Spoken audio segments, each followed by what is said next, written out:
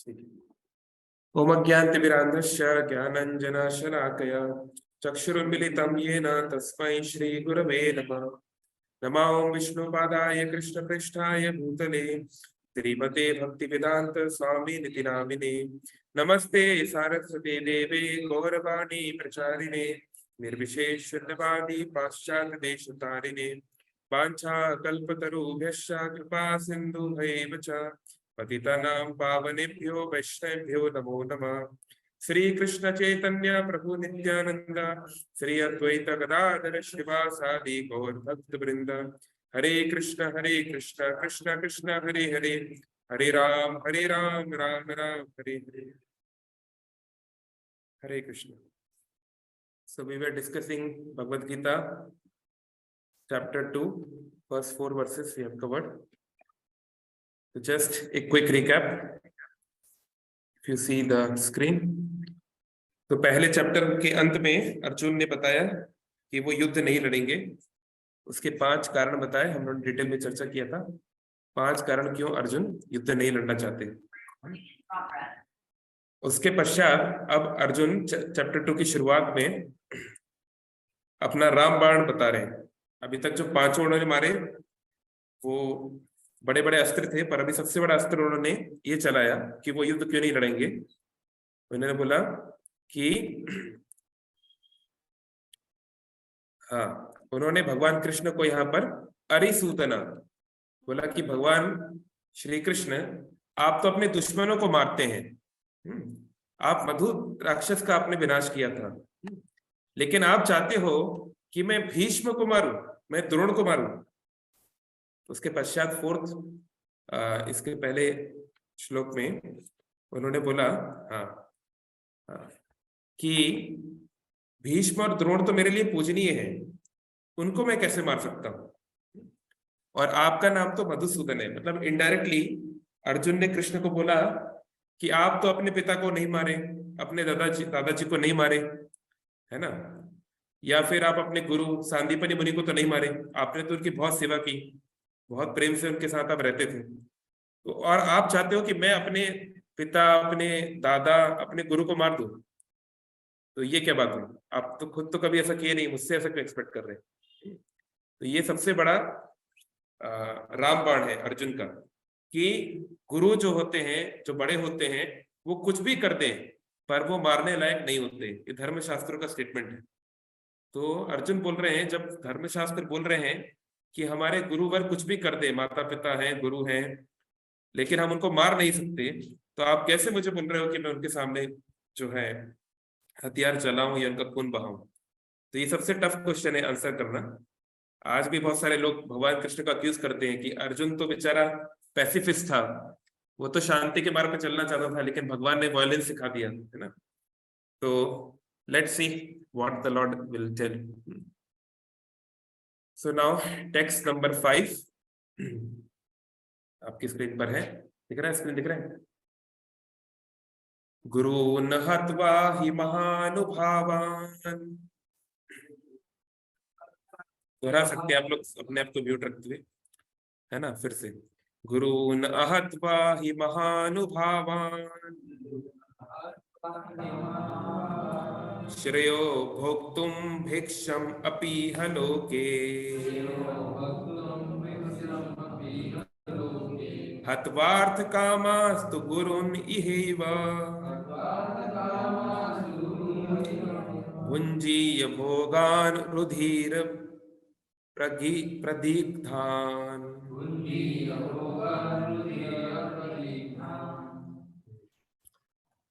Translation: It would be better to live in this world by begging than to live at the cost of the lives of great souls who are my teachers. Arjun बोल रहे हैं, इस संसार में भीख मांग के रहना अच्छा है, इसके बदले कि मैं महान आत्माओं को जो मेरे गुरु हैं उनको मारूं। Even though desiring worldly gain they are superiors. मान लिया कि उनके अंदर गलती है, मान लिया वो इस भौतिक संसार में कुछ चीजें पाना चाहते हैं, है ना, लेकिन फिर भी वो मेरे से बड़े हैं। If they are killed everything we enjoy will be tainted with blood. और मान लीजिए अब उनको मार के ये युद्ध जीत भी गए, और हमको सारा साम्राज्य मिल भी गया, दुनिया मिल भी जाए, तो वो हमारे हाथ में खून होगा उनका, यानी हम उसको कभी एंजॉय नहीं कर पाएंगे। वो जो गिल्ट होगा, वो जो दुख होगा, हमें कभी एंजॉय नहीं करने देगा। Purport by Srila Prabhupada. According to scriptural codes, a teacher who engages in an abominable action has lost his sense of discrimination, is fit to be abandoned. धर्मशास्त्र बोल रहे हैं कि जो गुरु धर्म से विरुद्ध हो जाए उसको त्याग देना चाहिए। अब ऐसा कौन सा एग्जाम्पल है, कोई बताना चाहेगा अनम्यूट करके? एनी एग्जाम्पल फ्रॉम स्क्रिप्चर जहां गुरु को त्याग दिया गया, शिष्य ने बोल दिया गुरु तुम फर्जी हो, हम तुम्हें नहीं सुनेंगे। चंद्रगुप्त मौर्य ने भी ये किया था चाणक्य के साथ। बोली महाराज। चंद्रगुप्त मौर्य ने चाणक्य के साथ ऐसा कर दिया? अच्छा, क्यों? चाणक्य ने ऐसा क्या गलत बोल दिया था? चाणक्य ने उनको अपने माँ से दूर रखा था और वो चाहता था कि अखंड भारत के लिए उसे बनाना चाहते थे, पर चंद्रगुप्त को ये पसंद नहीं था, इसलिए वो उन्हें त्यागना चाहता था। Okay, thank you. एक अलग एग्जांपल देने, कौन कौन बताए? हृदयानंद कौन बोले? वो speaking Samvit. Okay, Samvit. Okay, first of all Chanakya Pandit ji का जो एग्जांपल है वो वैदिक एग्जांपल नहीं माना जा सकता। Vedic means it should be in Vedic scriptures, और Chanakya Pandit is comparatively new. Chandragupta Maurya कब आए थे? 2200 साल समथिंग, है ना? पर ठीक है, फिर भी आपका एक वैलिड क्वेश्चन है। लेकिन फिर भी I don't think it is against religion जो चाणक्य पंडित जी ने कहा, क्योंकि ग्रेटर कॉज के लिए आपको कभी कभी you have to give up lower causes, है ना? क्योंकि ये अर्थशास्त्र में भी है कि अगर एक परिवार को बचाना है तो एक आदमी को बलिदान कर देना चाहिए, है ना? मान लो आतंकवादी आके आपको घेर लिए और बोले अगर तुम अपनी डेथ को स्वीकार करते हो तो मैं तुम्हारे परिवार को छोड़ दूंगा, तो बुद्धिमान व्यक्ति ये बोलेगा ठीक है, kill me but spare my family, है ना? एक ये धर्म का नियम है। और एक गांव को बचाने के लिए एक परिवार का बलिदान दे देना चाहिए, है ना? अब मान लीजिए एक परिवार को कोविड हो गया, तो कोविड उनको हुआ है और भले ही वो गंभीर है जो भी है, लेकिन हम सारे गांव में कोविड फैल जाए ये रिस्क तो नहीं ले सकते, है ना? और एक देश को बचाने के लिए एक गांव का बलिदान दे देना चाहिए, है ना? तो इस प्रकार से, तो एनीवे आई डोंट थिंक कि क्योंकि चाणक्य जी का एक बहुत बड़ा एम्बिशन था, तो even that is not something against धर्म। तो अगर चंद्रगुप्त मौर्य ने उनको छोड़ा था, आई डोंट नो, क्योंकि ऑफकोर्स ये सारी बहुत सारी स्टोरीज फैक्चुअल नहीं है, ये सब कुछ लोगों ने कॉन्कॉक्शंस भी किए हैं, लेकिन अगर ऐसा था भी तो वो तो ठीक नहीं है, उनको नहीं छोड़ना चाहिए अपने गुरु को, इसलिए। ओके, और कोई एग्जांपल, वैदिक एग्जांपल कोई? प्रहलाद महाराज, बोली महाराज। प्रहलाद महाराज, हाँ, प्रहलाद महाराज ने अपने गुरु, क्या नाम था उन दोनों का, शंभ और अमर्क, उन दोनों को त्याग दिया था।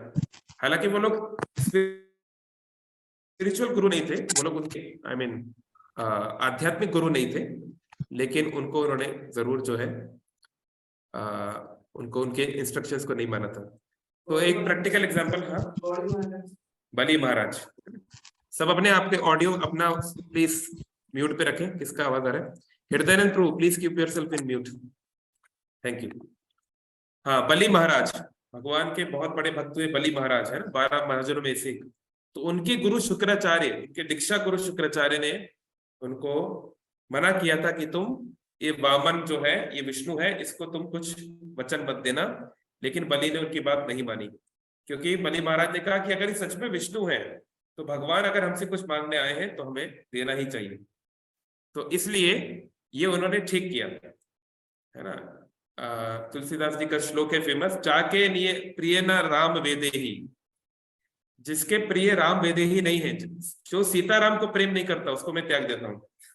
उनका कॉन्सेप्ट ये है। तो उन्होंने कहा कि जैसे प्रहलाद का पिता, भाई पिता से बढ़ के कौन होता है? पिता से बढ़ के भी होती है माँ। तो देखिए भरत ने अपनी माँ को त्याग दिया, उसको माँ नहीं बोला, फिर कभी केवल रानी बोला, रानी, कभी माँ शब्द प्रयोग नहीं किया। प्रहलाद ने अपने पिता को त्याग दिया, है ना? बलि ने अपने गुरु को त्याग दिया, विभीषण ने अपने भाई को त्याग दिया। तो ये सब रिश्ते कभी त्यागने नहीं चाहिए, लेकिन अगर इन रिश्तों में कोई सामने वाला हमें सीता राम से विरोधी बना दे, भगवान का विरोधी बना दे, भगवान की बात मानने से विरोध करे तो फिर क्योंकि भगवान से हमारा रिश्ता पहला रिश्ता है। हमारे जो भी माता पिता हैं, भाई बहन है, अभी है 20-30 साल से है, 50-60 साल तक और रहेंगे, फिर तो नहीं रहेंगे। लेकिन भगवान हमारे नित्य माता पिता है, तो इसलिए उनका हक पहला है। तो इसलिए धर्मशास्त्र बोलते हैं कि अगर कोई गुरु धर्म के विरुद्ध बात बोले तो उसको त्यागा जा सकता है। सो एनीवे, तो प्रभुपाद आगे बोल रहे हैं, Bhishma and Drona were obliged to take side of Duryodhana because of his financial assistance, although they should not have accepted such a position simply on financial consideration. Hare Krishna, sorry for the interrupting. Actually प्रभु आपकी जो आप clear नहीं आ रहा है, आप बोलने जैसा बोलने के टाइम एक चटचट आवाज आ रहा है, मतलब साइड से ओके, मतलब इको टाइप का आ रहा है आवाज, क्रिस्टल क्लियर नहीं आ रहा। हाँ जी। किसी और के पास ईयरफोन है कोई दूसरा? लेट मी ट्राई, लेके आओ।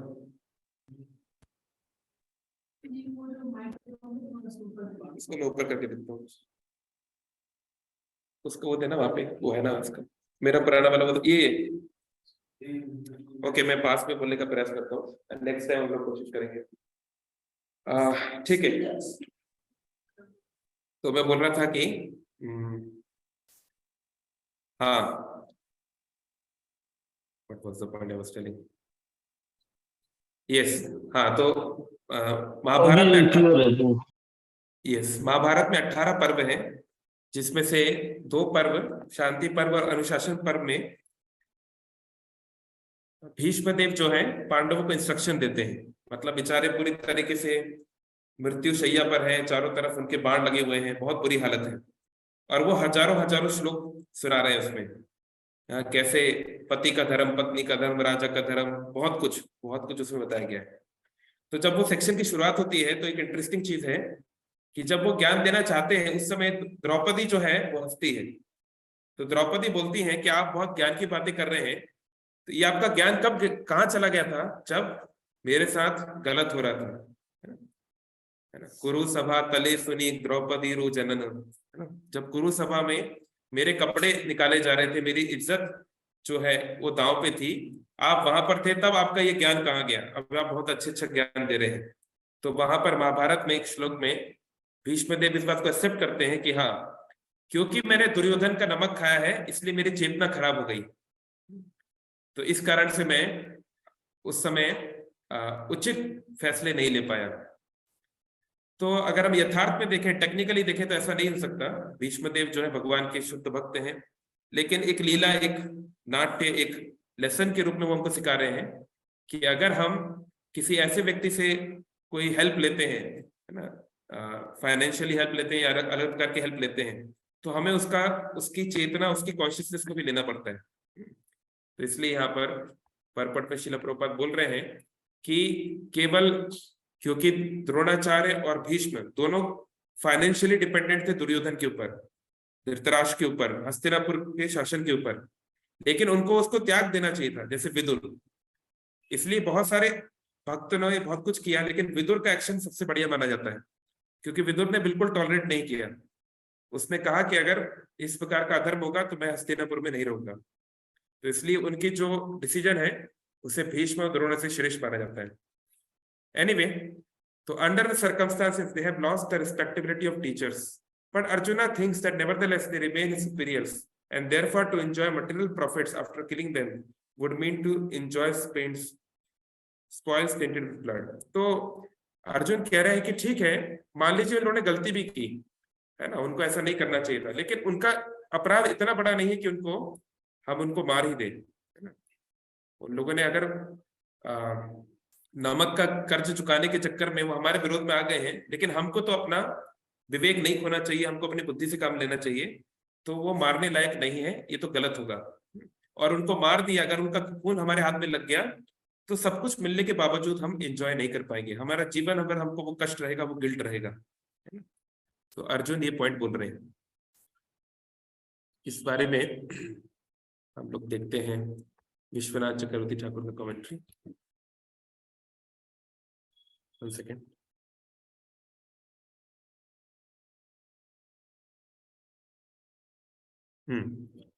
तो श्रील बलदेव विद्याभूषण और विश्वनाथ चक्रवर्ती ठाकुर का कमेंट्री में वो बोल रहे हैं कि क्षत्रियों का धर्म भीख मांगना नहीं, क्षत्रियों का धर्म शासन करना है। बिना राज्य के अर्जुन भला कहां पर शासन करेंगे? अर्जुन क्षत्रियों के इस प्रवृत्ति को भली भांति जानते हैं। आ रहा है ना, ऑनलाइन आ रहा है ना, वर्ड फाइल आ रही है ना?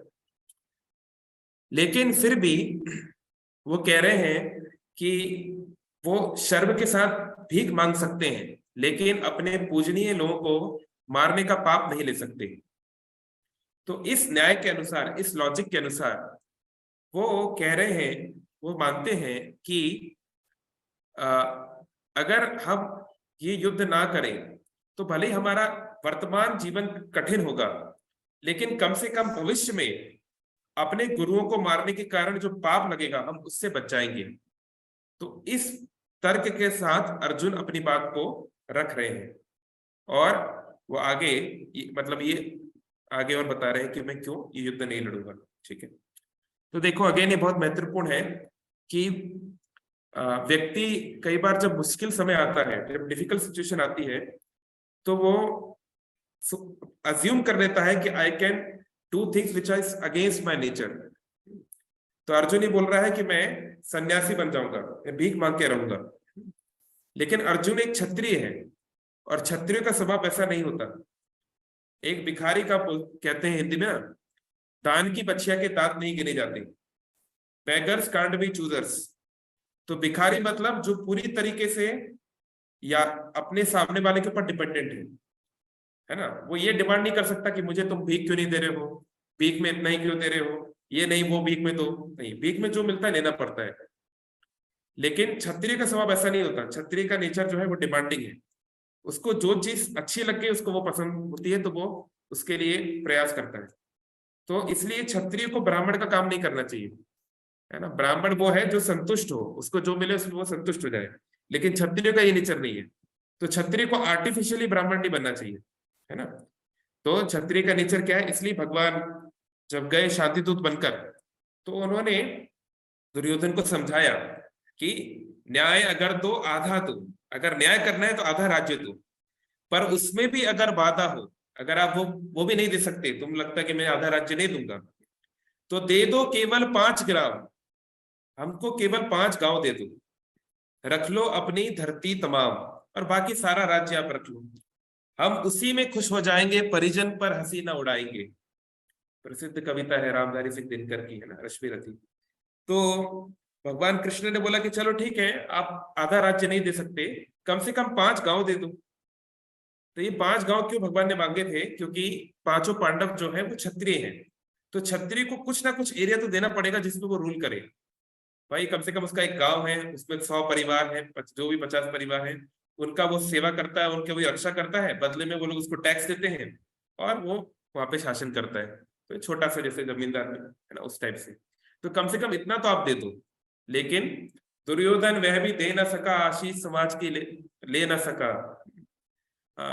जो हो नहीं सकता वो करने चला, हरि को वो बांधने चला। तो एनीवे, तो इसलिए क्षत्रियों को अपना नेचर नहीं बदलना चाहिए। तो अर्जुन मान लो अगर एक भिखारी बन जाता, वो भिक्षा मांगता, तो अगर कोई इसके ऊपर कोई इसको भीख नहीं देता या मान लो उसको कुछ गाली गलौज कर देता, तो अर्जुन को गुस्सा आ जाता, क्योंकि उसका वो नेचर है।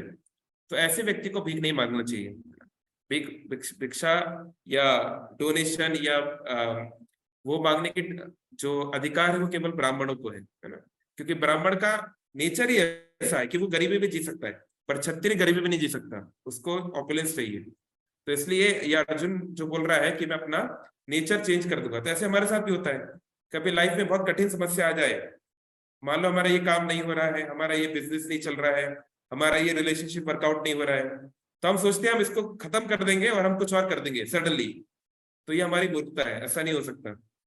हैबिट्स को ट्रांसफॉर्म होने में बहुत टाइम लगता है ना। तो अर्जुन जैसा व्यक्ति भी अपनी हैबिट्स चेंज नहीं कर सकता एक दिन में। तो कोई व्यक्ति अगर किसी चीज के प्रति आसक्त है तो वो एक दिन में नहीं जा सकती, इसलिए धीरे धीरे आसक्ति को कम करना चाहिए। यही वर्णाश्रम धर्म है। कुछ एक्सेप्शन हो सकते हैं जब कोई महान भगवान का भक्त है या भगवान स्वयं है ना। जैसे हम देखते हैं मारीच, तो सॉरी मृगारी तो मृगारी एक शिकारी था। तो वो बचपन से माता पिता जो है उसके शिकारी थे, तो बचपन से वो शिकार करता आया है। तो जब वो थोड़ा सा बड़ा हो गया, युवक बन गया, शादी वादी हो गई, तो उस समय वो क्या करता था, वो जानवरों को आधा मारता था। मान लीजिए कोई हिरण है, तो उसने उसको एक तीर मार दिया, तो हिरण जो है अब उसके पैर पे तीर लग गया, अब वो चिल्ला रहा है, तो फिर कम से कम उसको जाके उसको मार देना चाहिए, फिर जो करना है, लेकिन वो उसको आधा मारता था, अधमरा करके छोड़ता था। तो नारद मुनि एक दिन जा रहे थे, उन्होंने देखा, अरे इतने सारे जानवर अधमरे क्यों पड़े हुए हैं, कहीं कोई हिरण है, कहीं कोई सुअर है, कहीं कोई कुछ है। उनको बड़ा आश्चर्य हुआ, तो वो देखने लगे ध्यान से, तो पास में इनको एक शिकारी दिखाई दिया जिसका नाम था मृगारी। तो उसके पास गए, तो नारद मुनि ने प्रश्न पूछा कि भाई तुम ये जानवरों को आधा क्यों मारते हो, उनको पूरा मार देना चाहिए। तो उसमें आचार्य लोग बताते कमेंट्री में कि एक नारद मुनि जैसा साधु जानवर को मारने की बात क्यों कर रहा है ना? वो बोल रहे हैं कि तुम पूरा मार दो, तुम्हें इनको मार देना चाहिए, बल्कि साधु को तो बोलना चाहिए तुम जीव हत्या मत करो। तो साधु ऐसा क्यों बोल रहा है? क्योंकि नारद मुनि एक्सपर्ट प्रीचर है, वो जानते हैं किसको क्या बोलना है। अगर नारद मुनि मृगारी को ये बोलेंगे कि तुम इनको मारना बंद कर दो, तो मृगारी उनकी बात कभी नहीं सुनेगा, बोलेगा ठीक है भैया बाबा जी आप अपने रास्ते चलो, है ना, हमारे को बहुत सारे काम है ना, तो नहीं मानेगा। तो इसलिए उन्होंने ऐसी बात बोली जो मृगारी के पल्ले पड़े, उसके भेजे में जाए, उसकी चेतना से कनेक्ट करे। उसने बोला तुम आधा क्यों मारते हो, पूरा क्यों नहीं मारते? तो मृगारी को लगा कि लगता है ये भी कुछ पहले शिकारी था, अब शायद बाबू बन गया है, तो ये मेरी बात को समझ सकता है। तो फिर मृगारी ने बात करना शुरू की, वो देखिए ऐसा है कि बचपन से मैं शिकार कर रहा हूँ, तो जब जानवर जब मरते हैं तो उनके जो आंसू निकलते हैं तो मुझे बड़ा अच्छा लगता है, मुझे बहुत आनंद आता है। तो फिर नारद मुनि ने धीरे धीरे उनको समझाना शुरू किया कि देखो तुम इतना दुख पहुंचा रहे हो बेचारे को, इसका तुम्हें फल भुगतना पड़ेगा। फिर धीरे धीरे करके उनको उन्होंने प्रीच किया, ऐसे करके उनको समझाया। तो ऐसे व्यक्ति को वो अपना नेचर नहीं छोड़ सकता है। अगर मृगारी को एकदम से नारद मुनि बोल देंगे सब छोड़ दो, तो हो सकता है नारद मुनि तो भगवान के शुद्ध भक्त हैं, पर जनरली ऐसा नहीं हो पाएगा। इसलिए हमको अपना नेचर सडनली चेंज नहीं करना चाहिए। मान लीजिए कोई व्यक्ति आपके पास आता है, बोलता है मैं रोज 10 सिगरेट पीता हूँ, और आप जो बोलो ठीक है आप कल से सिगरेट पीना बंद कर दीजिए, तो इसका मतलब आप इमेच्योर प्रीचर हो, आपको पता नहीं है कि इसको कैसे बात करनी है। क्योंकि जो व्यक्ति 10 सिगरेट पीता है वो कभी भी एकदम से 0 पे नहीं आ सकता, ये पॉसिबल नहीं है, कोई भी साइंटिफिकली भी पॉसिबल नहीं है। क्योंकि अगर वो एक दो दिन छोड़ देगा तो उसको इतनी परेशानी होगी, वो कुछ काम नहीं कर पाएगा।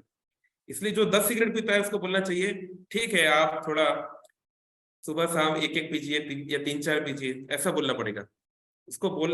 पीने के लिए बोलना पड़ेगा, लेकिन थोड़ा क्वांटिटी कम करवा सकते हैं या रेगुलेट करवा सकते हैं या सब्स्टिट्यूट दे सकते हैं, और फिर धीरे धीरे एक समय आएगा जब वो 0 पे आ सकता है। तो ऐसे इसी तरीके से अर्जुन जो बोल रहा है वो बात में कोई दम नहीं है कि मैं सन्यासी बन जाऊंगा, मैं ऐसा कर दूंगा, it's not going to happen, क्योंकि वो नहीं कर पाएगा, है ना। और इसलिए हम देखते भी हैं आगे कई बार कि जब 5 पांडव थे वनवास में, तो कई बार भीम गुस्सा हो जाते थे, है ना, वो लोग सहन नहीं कर पाते थे, क्योंकि उनका वो नेचर नहीं है। तो इसलिए भगवान बोल रहे हैं कि व्यक्ति को अपना नेचर नहीं छोड़ना चाहिए। आगे कर्मयोग में आएगा भी कि व्यक्ति को भगवान एग्जाम्पल देते हैं कि जहां भी आग होती है वहां पे थोड़ा धुआं तो होता ही है।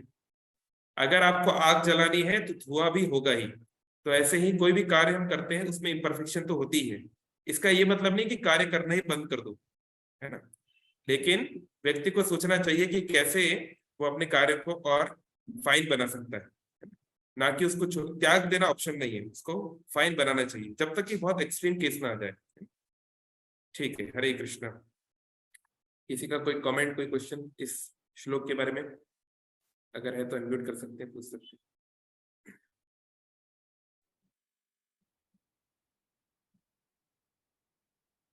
कोई कुछ कहना चाहे? जी हरे कृष्ण। प्रभु बोलिए। अर्जुन जो है, जो 13 साल अज्ञातवास में जब थे, तो वो चुप चुप कर रहते थे, मतलब वो उनका जो मतलब सन्यासी की तरह रहते थे, मतलब वो आगे का जीवन भी उनका सन्यासी की तरह बिता सकते थे क्या, युद्ध छोड़ के?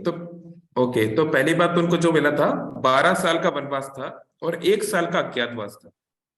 मतलब 12 साल वो लोग ओपनली जंगल में रह रहे थे, है ना।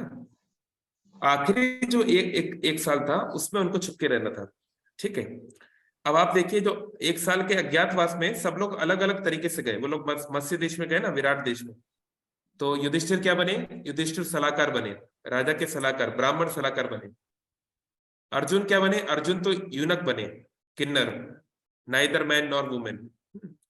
भीम बने कुक, भीम ने शूद्र का काम किया, कुक बने मतलब, और नहीं, ब्राह्मण, ब्राह्मण वाला का काम किया, मतलब ब्राह्मण कुक। फिर नकुल, नकुल और सहदेव एक गौशाला में गया और एक घोड़ों के अस्तबल में। कौन सा कहा गया मैं भूल गया हूँ, आई थिंक नकुल घोड़े के पास गया था, सहदेव, दो में से एक। Anyway, so the point is कि वो सारे ब्राह्मण नहीं बने, है ना। और लॉन्ग टर्म तक वो लोग वैसा रह भी नहीं पाएंगे, वो लोग केवल शॉर्ट टर्म के लिए वो असाइनमेंट कर रहे थे, है ना। कोई भी व्यक्ति है, मान लीजिए कोई छत्री भी है, या आप भी हो, मान लो आप एक इंजीनियर हो, ठीक है, तो आपको बोल दिया भाई अभी कोरोना चल रहा है, 2 दिन तक घर में कोई नौकरानी नहीं आएगी, आपको ही सारा घर का काम करना है, तो आप कर लोगे। 2 दिन के लिए कर सकते हो ना, कुछ दिनों के लिए कर सकते हो। लेकिन आपको बोल दिया अब नौकरी वोकरी छोड़ के आपको घर में झाड़ू पोछा लगाना है जीवन भर, तो आप बोलने को बोल सकते हो, हाँ मैं तो कर लूंगा, मैं तो बहुत विनम्र हूं, मैं ये हूँ। लेकिन अगर आपका, आप उसके लेवल पे नहीं हो, आप अगर आपकी तैयारी नहीं है, तो आप खुशी से नहीं कर पाओगे, आपके लिए रोज एक सजा होगी, है ना। जैसे कई बार लोग बोलते हैं कि हम शादी करने जा रहे हैं या क्या, तो लड़कियों को जॉब करना चाहिए कि नहीं, क्योंकि वैदिक टाइम में तो जॉब नहीं करती थी। तो वो डिपेंड करता है, अगर वो व्यक्ति, अगर वो पढ़ी लिखी हैं, अगर उन्होंने बहुत, उनको, उनकी सांसारिक इच्छाएं हैं, तो अगर आप एकदम से बोल दोगे नहीं सब छोड़ के घर पे रहो, तो वो खुश नहीं रह पाएंगे। तो अगर ऐसे कोई व्यक्ति है जिसके एम्बिशंस हैं, तो उसको एम्बिशंस को डिटर नहीं करना चाहिए, जब तक कि ऑफकोर्स वो एकदम ही धर्म के विरुद्ध क्यों ना हो। अगर है तो फिर अलग बात है, लेकिन अदरवाइज हमको जिसका जो क्वालिटी है उसको अप्रिशिएट करना चाहिए, उसको और आगे बढ़ाना चाहिए, और उसको धीरे धीरे खींचने का प्रयास करना चाहिए भक्ति में। ठीक है, आप अच्छे पेंटर हो, थोड़ा पेंटिंग वेंटिंग भी बनाओ, थोड़ा ऐसा भी करो, इस प्रकार से भगवान से। तो कहने का तात्पर्य कि जीवन भर ये लोग ऐसे नहीं रह पाते, it was not possible for them, है ना। 1 साल का वो एक मिशन था, मिशन इम्पॉसिबल की तरह। तो टॉम क्रूज जो है वो एक, जो क्या, कोई कभी वेटर बन जाता है, या आपने हिटमैन गेम खेला होगा ना, कभी वो हिट, कभी वेटर बन जाता है, कभी ड्राइवर बन जाता है। पर जीवन भर टॉम क्रूज थोड़ी ना ड्राइवर बन सकता है, कुछ दिन के लिए बन सकता है, ठीक है। Hare Krishna. What is the true essence of dharma? धर्म का एसेंस क्या है? एसेंस मतलब होता है उसका सार। तो भागवतम का 3रा श्लोक बोल रहा है,